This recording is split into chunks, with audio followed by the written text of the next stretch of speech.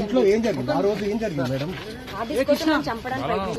ఉన్నదైతే submit చెప్పండి. అమ్మాయిల వీడియోలు తీస్తుంటాడు అతను, స్క్రీన్ రికార్డ్ తీస్తుంటాడు, హిడెన్ కెమెరాస్ పెట్టి తీస్తుంటాడు. దానికి సంబంధించినవన్నీ సబ్మిట్ చేశాను.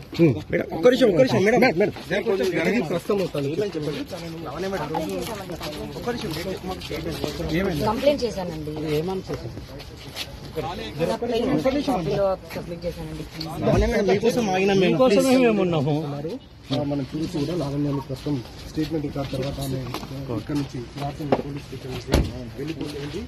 ప్రధానంగా 31వ తేదీ జనవరి 31వ తేదీ తన ఇంట్లో అతను దౌర్జన్యంగా ఇచ్చాడు. అతనితో పాటు తాజా అని మరొక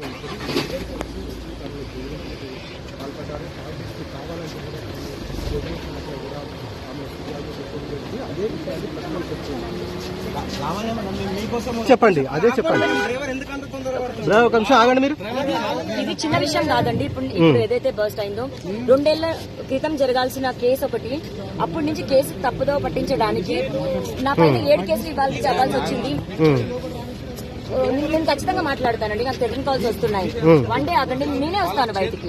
నేనే అన్ని ఓపెన్ గా చెప్తాను. థ్యాంక్స్ అండి. ఇది ప్రస్తుతం తను చెప్తూ ఉన్నారు.